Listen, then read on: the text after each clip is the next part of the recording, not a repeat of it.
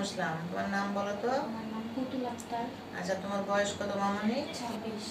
আচ্ছা, তোমার বিয়ে হয়েছে কত বছর আগে? 8 বছর হয়েছে। 8 বছর। তুমি 8 বছর থেকে তোমার বাচ্চা হয় নাই? জি না ম্যাম। আচ্ছা, তো তারপরে কি করলা? না হওয়ার জন্য কাউকে দেখিয়েছো? জি, অন্য ডাক্তার দেখাইছি, তারপর কোনো মানে আসে বাচ্চা কনসেপ্ট হয় না। আচ্ছা। তারপর আপনার একটা মানে খোঁজ পাওয়ার পরে আমি আসলাম আপনার এই চেম্বারে। আসার পর আপনার থেকে চিকিৎসা নেওয়ার পরে আপনি আবার বললেন যে ল্যাপারোস্কোপির জন্য পরামর্শ দিলেন। তারপর আমি 2023 সালে ল্যাপারোস্কোপি ফেব্রুয়ারি 6 করার পর থেকে আমার 2 মাসে বাচ্চা কনসেপ্ট হয়ে যায়।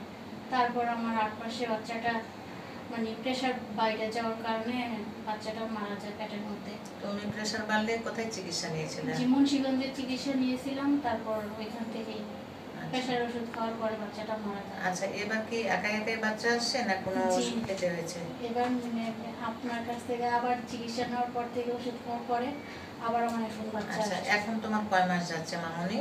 এখন আমার 7 মাস প্রায় শেষ, 6 তারিখে শেষ হয়ে যাবে। আচ্ছা, তোমার সিজারের কি ডেট দেওয়া হয়েছে? জি ম্যাম। কত তারিখে?